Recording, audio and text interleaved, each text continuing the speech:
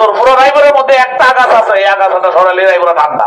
সাংগঠনিক ভাবে ব্যবস্থা গ্রহণ করার জন্য আমি দলের হাইকমান্ডকে আমি অনুরোধ করবো, প্রয়োজন মধ্যে রায়পুরে যে তদন্ত কমিটি করে কে করে করাচ্ছে, তদন্ত কমিটি করে তার বিরুদ্ধে ব্যবস্থা গ্রহণ করার জন্য যে মঞ্চকে সুসম্মানিত করেছেন সেই জন্য আপনাদেরকে আন্তরিক অভিনন্দন এবং শুভেচ্ছা।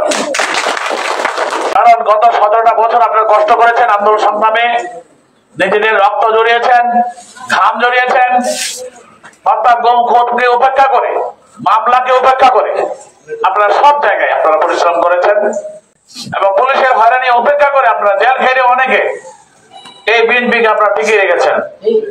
বিএনপির জাতীয় প্রোগ্রাম সকলগুলো প্রোগ্রামে আপনারা অংশগ্রহণ করেছেন। পুলিশের হয়রানির জন্য আমরা অনেকে দাঁড়াতে পারিনি।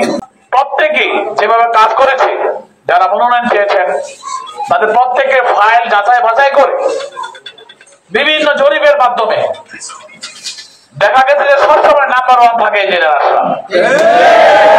কেউ বা কারা চেষ্টা করে কাউকে বাহুবলে ধাক্কা দিয়ে সরে দিতে, যে লোকটা ফার্স্ট বয় তার তো নাম্বার বেশি, তাদের যোগ্যতা বেশি, গ্রহণযোগ্যতা বেশি, সেই লোকটা যদি ধাক্কা দেয় তাহলে কিন্তু অতিরিক্ত খুঁজে পাওয়া যাবে না।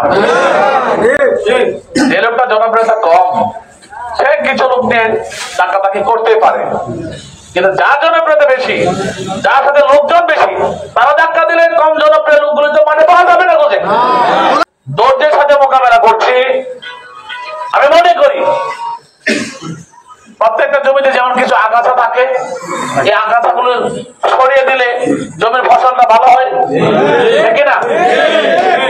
আমাদের দলেও চিন্তা করতে হবে সেই সব কিছু আগাছা। তোর পুরো রায়পুরের মধ্যে একটা আগাছা আছে, এই আগাছাটা সরালে রায়পুরে ঠান্ডা। সাংগঠনিক ভাবে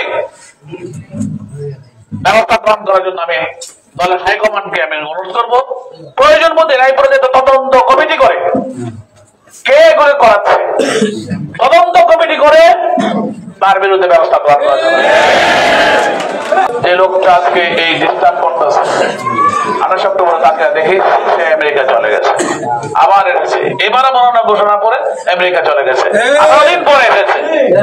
18 দিন পরে এসে কয় আমরা কিছু করি না, যে আমরা যেগুলো করতেছি ডেলি 3টা 4টা 5টা 7টা মিটিং করতেছি, বেটা তুই দেখবি কি বাজে ঠাকুর কি আমেরিকা, বাংলাদেশে আইসা বসন্ত কোকিলের মতো কয়েকদিন রাজনীতি করে আমেরিকা গিয়ে ঘুমাস, মনে করছো এদেশে আসলে মোটে মোটে খাইতে পারবি, সেই জন্য রাজনীতি করতে আসে, যখন সুবিধাটা ভালো দেখাস না দৌড়ায় চলে যাস। আমরা তো যেতে পারবো না, আমরা এই ঘরে এই জায়গায় ছিল টিনের ঘর, 79 সনে আমরা বাবা এখানে ডাক্তারি করতো, এখান থেকে বিএনপির জন্ম হয়েছে, রাজনীতির তৃণমূল থেকে আমরা এসেছি এবং ছাত্র রাজনীতি করে আমরা এই পর্যন্ত। কাজেই আমাদের শিকড় কিন্তু অনেক গভীরে। আপনারা কোনো চিন্তা করেন না, যেখানে সেখানে 10টা মহিলা 5টা মহিলা বা কিছু লোক লইয়া টাকা কিছু দিয়া মিছিল করাইলো, আপনারা মনে করবেন যে আমরা মিছিল যদি নামাই তাহলে মনে হয় রাস্তা ভরে যাবে। আমার দলকে যারা কলঙ্কিত করবে, এই মননকে কলঙ্কিত করবে, আমরা একটা নির্দেশ দেবো, জাস্ট একটা সিগন্যাল দেবো আপনাদেরকে, 24 ইউনিয়নের প্রত্যেকটা রাস্তায় প্রত্যেকটা বাজারে আপনারা নেমে যাবেন। যারা মনে করছে রাস্তাটা ফাঁকা, যাইছে তা করে দেবো, বিএনপিকে ধূলিসাৎ করবো, আওয়ামী লীগের টাকা খাইয়া এক ভাই আওয়ামী লীগ করে তাদের লীগের সভাপতি, আরেক ভাই আওয়ামী লীগের টাকা কামাই করে এই টাকা দেয়, সেই আওয়ামী লীগের ভাইয়ের গাড়ি নিয়ে রায়পুর আসে, আবার কয় কারো ছবি কোন একটা আওয়ামী লীগ নেতা কোন একটা আওয়ামী লীগ কর্মীরা থাকলে আওয়ামী লীগ নেতা করি বলে আমরা, হ্যাঁ, আর তোর ভাই তো আওয়ামী লীগ, তোর ভাই তো তাতে লীগ, তোর বাবা তো বিএনপি ছেড়ে যেতে পারতে, এইখানে বসে থাকতো মানে দেবী আইয়া আমার বাবার কাছে আমার চোখে দেখা জিয়াউর রহমান মৃত্যুবরণ করার পরে, শহীদ হওয়ার পরে, নিহত হওয়ার পরে দেশের বেগম খালেদা যখন দায়িত্ব নেয় তখন সে জাতীয় পার্টিতে চলে যায়, ঠিক কিনা? এটা কি ভালো কাজ করছিল? এই রক্তটাই তো খারাপ। আমার সবাইকে সতর্ক হবে, এই রক্ত থেকে আমাদের রাখতে হবে। আমি মনে করি রায়পুরে আর কোন শত্রু নাই, একটা জিনিস আছে, একটা জিনিস সাংগঠনিক ভাবে যদি ব্যবস্থা গ্রহণ না করা হয় তাহলে আমরা হাইকমান্ডের কাছে যাবো সবাই মিলে। আমি অনুরোধ করবো আপনাদেরকে সতর্ক থাকার জন্য। কারণ নির্বাচন সময় আমরা দেখেছি, 2008 সময় দেখেছি, 2001 সময় দেখেছি, সামনে নৌকা পিছনে লাঙ্গল ইলেকশন করতে শেষকে ফেল করার জন্য।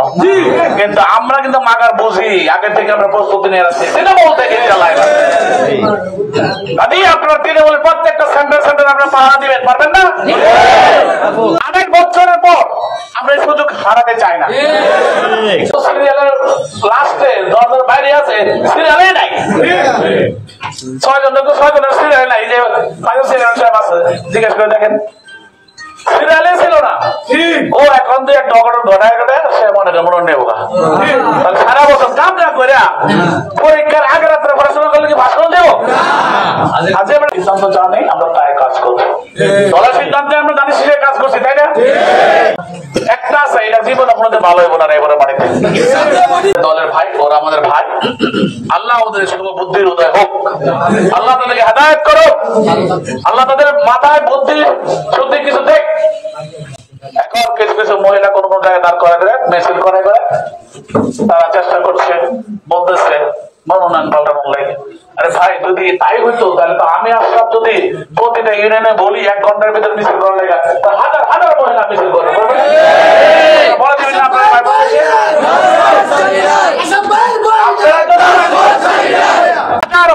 হাজারটা জায়গায় যদি এইসব প্রোগ্রাম করে কিচ্ছু লাভ হবে না, কারণ সারা বছরের ফসল একদিনে নেওয়া যাবে না।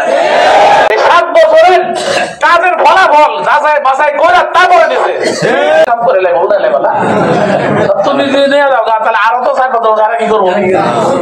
আবার শুরু করবো নাকি? এইসব বোকার সঙ্গে বাস করছে। আমরা দলীয় কমান্ডকে মেনে চলি, দলীয় শৃঙ্খলা মেনে চলি, কাউকে কটূক্তি করবো না, কাউকে ছোট করে কথা বলবো না, আমরা আমাদের কাজ চালিয়ে যাবো। আমরা উস্কানিতে জমা দেবো না, আস্তে আস্তে আস্তে আস্তে বসে দেবো। পরে দেখবেন আপনি আমার পিছনে দৌড়বো, একজন কনা আসার বাইরে ডাক দিতে পারে, কনা বলবো, কিন্তু বলবো।